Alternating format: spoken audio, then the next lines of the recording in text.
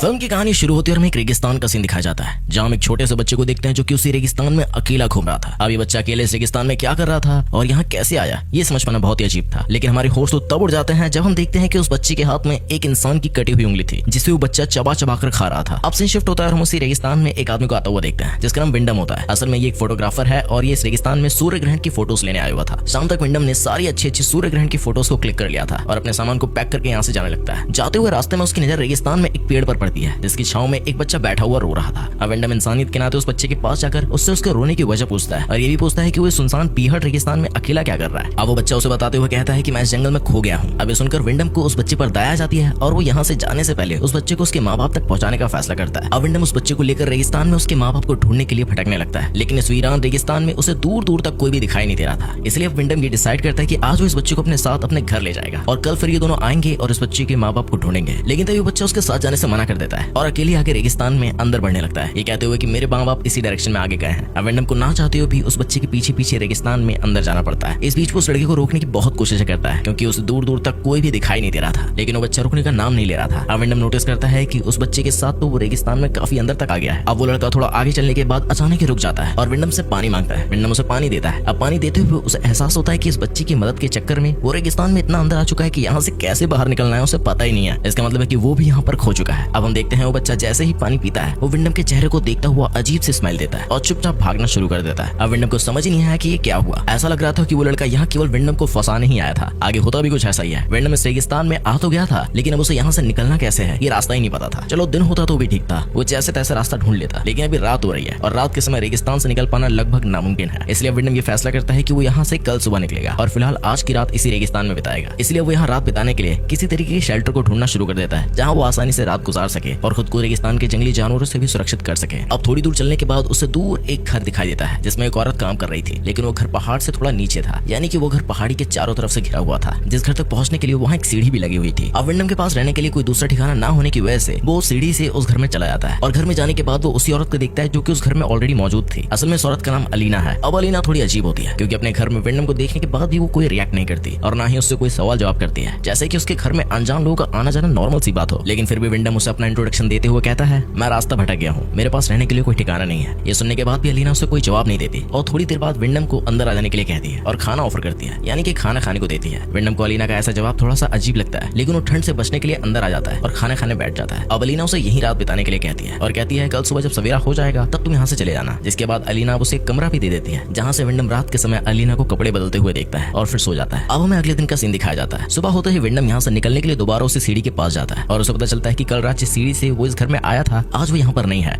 यानी कि सीढ़ी अब गायब हो चुकी है। और अब जिस जगह पर विंडम खड़ा हुआ है वो जगह चारों तरफ से ऊंची ऊंची चट्टानों से घिरी हुई है, जहाँ से बिना सीढ़ी के निकल पाना नामुमकिन था। इसलिए वो परेशान होकर अलीना के पास जाता है और उससे पूछता है कि कल जो सीढ़ी यहाँ थी वो कहाँ है। इस पर अलीना उसे जवाब देते हुए कहती है, उन लोगों ने सीढ़ी को तुम्हारे यहाँ आने से पहले हटा दिया। ये सुनते ही विंडम अलीना से पूछता है कौन लोग, जिस पर अलीना कुछ भी जवाब नहीं देती और अपने काम में लग जाती है। आगे हम देखते हैं विंडम अब यहाँ से निकलने की कोशिश कर रहा था और उसके हाथ में क्लाइंबिंग हैमर है, जिसके जरिए वो चट्टान पर चढ़ता है और चढ़ते चढ़ते काफी थक भी जाता है। इसलिए वो एक जगह पर लेटकर थोड़ा आराम करता है। तभी उसे कुछ बच्चों के हंसने की आवाज सुनाई देती है और अचानक से एक बकरे का कटा हुआ सर नीचे आकर गिरता है, जिसे देखते ही विंडम का पैर फिसल जाता है और वो चट्टान से गिरकर बेहोश हो जाता है। और रात में जब विंडम को होश आता है तो वो देखता है उसका जो हथौड़ा था जिसके जरिए वो चट्टान पर चढ़ने की कोशिश कर रहा था वो उसके पैर में लगा हुआ था, यानी कि पैर के अंदर गड़ा हुआ था, जिस वजह से उसे पैर में बहुत ज्यादा दर्द हो रहा था और वो दर्द की वजह से चीखने चिल्लाने लगता है। विंडम की चीखने की आवाज सुनकर अलीना वहाँ पे आ जाती है और उसे अपने साथ अपने घर के अंदर ले जाती है। विंडम पूरी रात यही सोचते हुए गुजार देता है कि आखिर वो कौन है जो उसे यहाँ से जाने नहीं दे रहे हैं। वो ये बात अलीना से पूछता है, लेकिन वो उसे फिर से कोई जवाब नहीं देती। विंडम जब थोड़ा ठीक हो जाता है तो वो दोबारा से इस जगह से निकलने की कोशिश करता है और उसे चट्टान पर एक लड़का दिखाई देता है, जिसे देखते ही विंडम उससे हेल्प मांगते हुए एक रस्सी लाने को कहता है और वो लड़का विंडम को ये कहकर चला जाता है कि तुम यहीं रुकना, मैं कुछ देर में वापस आऊंगा। इसके बाद हम देखते हैं वो लड़का वापस आ गया और उसके हाथ में एक रस्सी भी थी, जिसे वो ऊपर लगे पत्थर से बांधकर नीचे फेंक देता है और विंडम को उस रस्सी के सहारे ऊपर आने के लिए कहता है। विंडम भी उस रस्सी को अपने पेट पर बांधकर ऊपर चढ़ने की कोशिश करता है। मैं आपको बता दूं अलीना भी ये सब अपने घर की खिड़की से देख रही थी, लेकिन वो इस पर चुप रहती है और कुछ भी नहीं कहती। इधर विंडम जैसे ही आधे रास्ते पर पहुंचता है तो उसे एहसास होता है कि अब वो यहाँ से बच जाएगा, लेकिन ये सिर्फ उसका एक वहम था। दरअसल आधे रास्ते को पार करने के बाद विंडम को बहुत सी अजीब बातों के बारे में पता लगता है। जैसे जब वह आधे रास्ते पर पहुंचता है तो उसे ऊपर बहुत सारे बच्चे दिखाई देते हैं जो विंडम को देखकर हंस रहे थे, यहाँ तक कि वो उसके ऊपर टॉयलेट भी कर देता है। असल में इन्हीं बच्चों ने विंडम को यहाँ पर ट्रैप करके रखा हुआ था, जैसा कि हमने इस कहानी की शुरुआत में देखा कि एक बच्चे विंडम को यहाँ पर लेकर आया था। आपको बता दें उसने ये सब जानबूझकर किया था, क्योंकि वो अपने दोनों दोस्तों के साथ मिलकर विंडम को ट्रैप करना चाहता था। खैर अब विंडम को सच्चाई पता लग चुकी थी, लेकिन वो भी ऐसी जगह पर लटका हुआ था जहाँ पर थोड़ी सी भी गलती उसकी जान ले सकती थी। पर वो बच्चे विंडम को परेशान करने के लिए उस रस्सी को जोर जोर से हिलाने लगता है, जिससे विंडम यहाँ हवा में ही झूलने लगता है और फिर वो अलीना से हेल्प मांगता है, जिसके बाद अलीना ये सब रुकवा देती है। लेकिन तब तक विंडम का सर चट्टान से टकरा जाता है और वो बेहोश हो जाता है। विंडम को अब ये लगने लगा था कि वो यहाँ से कभी निकल नहीं पाएगा। साथ ही वो ये भी सोचता है कि हो सकता है अलीना को भी इन लोगों ने ऐसे ही फंसाया हो और जब वो यहाँ से निकल नहीं पाई तो उसने इसी जगह को अपना घर बना लिया। लेकिन अजीब बात ये थी कि ये बच्चे विंडम और अलीना को मारना नहीं चाहते थे, बल्कि उन्हें खाना पीना टाइम पर दिया करते थे, लेकिन यहाँ से बस जाने नहीं देते थे। अब अगले दिन विंडम वहीं रेत में सब्जियां उगाने की कोशिश करता है ताकि उन्हें वहां पर रहते हुए खाने की कमी ना हो। तभी चट्टान के ऊपर से एक लेपस नाम का लड़का, जो कि उन्हीं बच्चों के ग्रुप में से एक था, वो विंडम से पूछता है कि आप क्या कर रहे हैं। इस पर विंडम उसे पौधे उगाने के बारे में बताता है। लेपस विंडम से ये सब सीखना चाहता था। अब इसी बात का फायदा उठाते हुए विंडम लेपस को अपना दोस्त बनाने की कोशिश करता है और उससे कहता है कि तुम अगर चाहो तो ये सब मैं तुम्हें सिखा सकता हूँ। जिसके बाद लेपस एक चॉकलेट फेंक कर वहां से चला जाता है और फिर वही मिट्टी में विंडम को एक रिंग और एक कार की चाबी मिलती है, जो कि इस बात का सबूत थी कि यहाँ उससे पहले भी कई लोग आ चुके थे। इसके बाद विंडम रात में शराब पीने लगता है और अलीना उसे और ज्यादा पीने से मना करती है, पर विंडम उसे डांट देता है। जिसके बाद अलीना बिना कपड़ों के ही उसके सामने आ जाती है और विंडम चाहते हुए भी अपने आप को रोक नहीं पाता और दोनों इंटीमेट हो जाते हैं। अब अगले दिन विंडम जब सुबह उठता है तो उसे अपने पौधे टूटे हुए दिखाई देता है, जिन्हें ठीक करने में अलीना भी उसकी हेल्प करती है। और थोड़ी देर बाद लेपस आकर विंडम से बात करने लगता है, जिस पर विंडम उसे कहता है मैं तुम्हें इतनी दूर से कुछ नहीं सिखा पाऊंगा, अगर तुम मुझे यहाँ से बाहर निकालते हो तो तुम जो चाहो वो मैं तुम्हें आसानी से सिखा दूंगा। इस पर लेपस डरते हुए विंडम से कहता है ठीक है, मैं आपको इन सब के होते हुए यहाँ से नहीं निकाल सकता, पर जब वो लोग यहाँ नहीं होंगे तो मैं आपको बाहर निकालने की कोशिश करूंगा। इन दोनों की बातों को अलीना भी सुन रही थी। इतने में यहाँ पर एक बच्चा भी आ जाता है, जो कि इन दोनों को बातें करते हुए सुन लेता है और वो लेपस को यहाँ से गुस्से में ले जाता है। अब रात में खाना खाते वक्त अलीना विंडम से कहती है वो उसके बच्चे की माँ बनने वाली है, जिस पर वो गुस्सा होते हुए उसे इन सब का जिम्मेदार ठहराता है। वो कहता है ये सब तुम्हारी गलती है, ये तुम्हारी वजह से हुआ है, क्योंकि मेरे सामने तुम ही बिना कपड़ों के आई थी। जिस पर अलीना उसे जवाब देते हुए कहती है ये सब हम दोनों की ही वजह से हुआ है। जिसे सुनने के बाद विंडम चुप हो जाता है और उसी रात हम देखते हैं वो सभी बच्चे कुछ रिचुअल्स कर रहे होते हैं, यानी कि किसी तरीके के काले जादू को परफॉर्म कर रहे होते हैं और बहुत ज्यादा गुस्से में थे। अगले दिन जब विंडम सो रहा होता है तो वो अलीना के रोने की आवाज सुनकर बाहर आता है और ये देखकर हैरान रह जाता है कि लेपस की डेड बॉडी तार से बंधी हुई हवा में लटक रही थी, जिसे किसी और ने नहीं बल्कि उन्हीं बच्चों ने मार के टांग दिया, क्योंकि वो जान गए थे कि वो विंडम की मदद करना चाहता है या करने वाला था। इधर हम अलीना को देखते हैं जो कि उस लड़की की लाश को देखते हुए मेरा बेटा कहते हुए बुरी तरीके से रो रही थी। और अब यहाँ एक राज खुलता है कि लूपस कोई और नहीं बल्कि अलीना का ही बेटा था। लेकिन इसके पीछे क्या सस्पेंस है ये आपको आगे कहानी में पता लगेगा। हम देखते हैं अलीना विंडम पर गुस्सा होती हुई कहती है तुम्हारी वजह से मेरे बेटे की जान गई, ना ही तुम उसे अपनी मदद करने के लिए कहते और ना ही आज उसके साथ ये सब होता, तुम ही मेरे बेटे के कातिल हो। इतना कहते हुए उसे एक पिंजरे में कैद कर देती है। अब हमें 9 महीने बाद का सीन दिखाया जाता है और हम देखते हैं अलीना ने अभी तक विंडम को उस पिंजरे में कैद करके रखा हुआ था। असल में अलीना विंडम को तब तक इस पिंजरे में कैद करके रखना चाहती थी जब तक वो उसके बच्चे को जन्म नहीं दे देती। उसके हिसाब से यही उसके किए की सजा थी। हम देख पाते हैं कि उस पिंजरे में रहने की वजह से विंडम का मानसिक संतुलन बहुत ज्यादा बिगड़ गया था। वो वहाँ रहकर जानवरों जैसे बर्ताव करने लगा था। हालांकि अलीना उसे खाना पीना तो देती थी, लेकिन इससे ज्यादा उससे कोई वास्ता नहीं रखती थी। अब हमें एक दिन का सीन दिखाया जाता है और विंडम को चट्टान के किनारे पर एक लड़की खड़ी हुई दिखाई देती है। अब वो जैसे उसे देखता है उससे मदद मांगने की कोशिश करने लगता है, लेकिन तभी वो शैतान बच्चे वहाँ आ जाते हैं और उस लड़की को भी मार कर उसकी हत्या कर देते हैं। अब हमें उसी रात का सीन दिखाया जाता है और अलीना हर दिन की तरह आज भी उसे उसके पिंजरे में खाना देने आती है, जहाँ विंडम उससे कहता है आखिर तुम चाहती क्या हो, तुम ये सब क्यों कर रही हो, या तो तुम मुझे आजाद छोड़ दो या मुझे मार डालो, मुझे ऐसे तड़पाओ मत। साथ ही ये भी कहता है कि मैं तुम्हारे बच्चे का बाप हूँ। इस पर अलीना उसे जवाब देते हुए कहती है तुम तो केवल एक बीज हो। अब हमें अगले दिन का सीन दिखाया जाता है और आज अलीना को सुबह सुबह ही लीवर पेन यानी कि पेट दर्द होना शुरू हो जाता है, यानी कि उसकी डिलीवरी का टाइम आ गया था। इसलिए अब विंडम को आजाद करके उसकी हेल्प करने को कहती है और वो भी उसकी पूरी मदद करता है। हम देखते हैं उन दोनों को एक बेटी होती है। अब अपनी बेटी का चेहरा देखने के बाद विंडम फैसला करता है कि वो अब यहीं पर रहेगा, यहाँ से कहीं नहीं जाएगा। लेकिन तभी वो शैतान बच्चे वहाँ आ जाते हैं और विंडम का गला एक तेज धार हथियार से काट कर उसे जान से मार देते हैं, जिससे उसकी मौत हो जाती है। अब वो बच्चे जो बात कहते हैं उसे सुनकर आप सभी के होश ही उड़ जाएंगे। वो कहते हैं माँ आपने जैसा कहा था हमने वैसा कर दिया, जिसका मतलब है कि ये सभी बच्चे किसी और के नहीं बल्कि अलीना के ही हैं। और विंडम के साथ इंटीमेट होने से पहले अलीना पहले भी कई मर्दों के साथ इंटीमेट हो चुकी है और उसने कई बच्चों को जन्म भी दिया है। असल में वो ऐसा किसी तरीके के रिचुअल को परफॉर्म करने के लिए किया करती थी। अब हमें कुछ समय बाद का सीन दिखाया जाता है जहाँ अलीना को अपनी बेटी को अपने घर में राजी खुशी खिलाते हुए देखते हैं और घर के बाहर विंडम की लाश वैसे ही पड़ी हुई थी जैसे उसे मारा गया था। इसी के साथ ये कहानी ये फिल्म यहीं पर खत्म हो जाती है। तो दोस्तों अगर आपको ये कहानी पसंद आई तो प्लीज हमारे चैनल को सब्सक्राइब कीजिए, वीडियो को लाइक कीजिए। मिलता हूं नेक्स्ट वीडियो में, तब तक के लिए जय हिंद, वंदे मातरम।